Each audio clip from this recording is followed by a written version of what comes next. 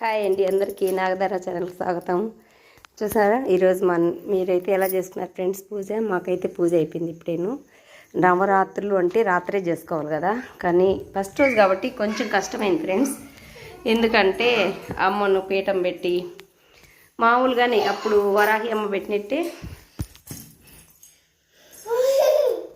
అలాగే పీట పెట్టి ముగ్గేసి పసుపు పూసి ముగ్గేసి అమ్మను పెట్టుకొని, ఇక్కడైతే కింద దుర్గమ్మను పెట్టుకొని పైన అయితే లక్ష్మీదేవమ్మని పెట్టుకున్నాను. అటుపక్క సరస్వతీదేవి పెట్టుకున్నాను, ఇటుపక్క లక్ష్మీదేవమ్మ ఉంటారు కదా మొహము ఆమెను పెట్టుకొని, ఇటుపక్క పసుపు గణపతిను ఆయనకు తాంబూలము ఒక్కలు తాంబూలము బెల్లము ఆయనకి ఇచ్చినాను.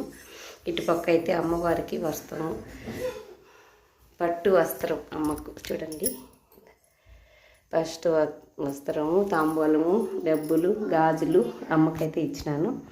పైన చెప్పినాను కదా చిన్న దీపాలు తెచ్చుకున్నాను ఫ్రెండ్స్ నేనని, పైన అయితే పెట్టుకుంటా కలసం మీదకే పెట్టుకుంటాయి వెండి దీపాలు చిన్నవి, అవి అయితే కలసం మీద పెట్టుకున్నాను. కలసం పెట్టలేదు, అఖండ దీపం పెట్టలే ఫ్రెండ్స్, మామూలుగా అయితే చేసుకున్నాను. సంవత్సరము గత 5 సంవత్సరాల నుంచి ఇలాగే చేసుకుంటున్నాము. ఈసారి ఎందుకు చాలు అలా అని చెప్పేసి మేము ఇప్పుడు కూడా అలాగే చేసుకున్నాము. మా పాప అయితే బుక్ చదువుతా ఉన్నింది, బుక్కులు అయితే ఉన్నాయి, మీకైతే రేపు చూపిస్తాను. అవన్నీ లోపల కబోర్డ్లో పెట్టిండాను.